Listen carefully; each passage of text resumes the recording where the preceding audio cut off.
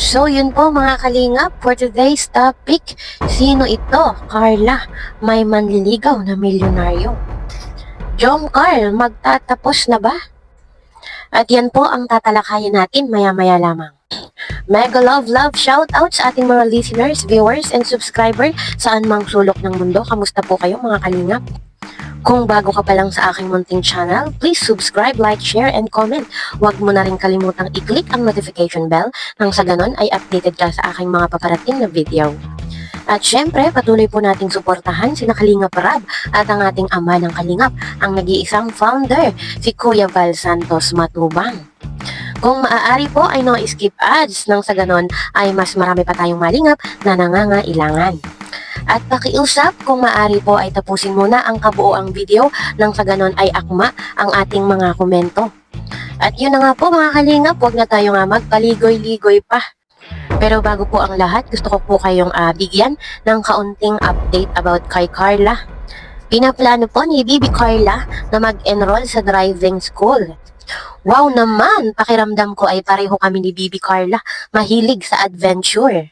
At magandang hakbang po yan kung talagang pinaplano ni Carla na matutong mag-drive ng isang sasakyan ay mag-enroll po siya at makapag-seminar bago siya sumabak sa daan.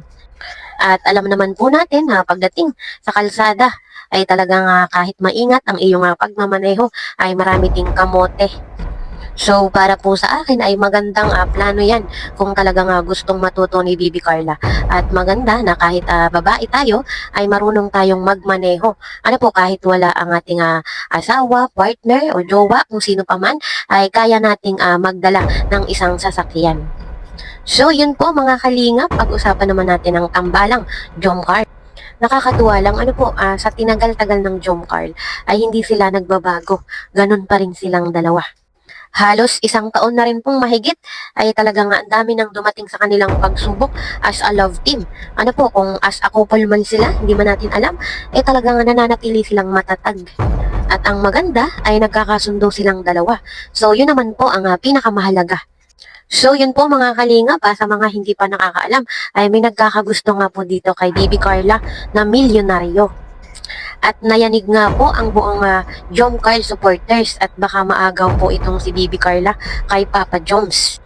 At marami nga pong tututol pag nagkataon. Isa na nga po diyan yung mga nakasubaybay sa Jom Carl simula umpisa. At kung sakali nga po na mag-ibang landas na at humiwalay na itong si Bibi Carla kay Papa Joms ay talagang marami pong malulungkot. Pero para po sa akin, tanging si Carla lang ang pwedeng magdesisyon ng kanyang ikakasaya. Si Carla ay may sariling isip, hayaan po natin na siya ang magdesisyon ng kanyang buhay. Tayo po ay nakasuporta, nakasubaybay, panatiko. Dahil sa huli, sila pa rin po ang masusunod. Maging masaya po tayo sa kanilang mga desisyon. Iwasan po nating diktahan o pangunahan sila. Dahil ang pinakamahalaga naman po ay nakasuporta tayo sa kanila. Parang pag-ibig lang din yan mga kalingap. Kung mahal mo yung tao, hayaan mo siyang maging masaya. So yun po, ano pong masasabi ninyo? Malaya po kayong magbigay ng inyong mga komento. Ito po ang aking reaction video at update for today. See you in my next video. Bye!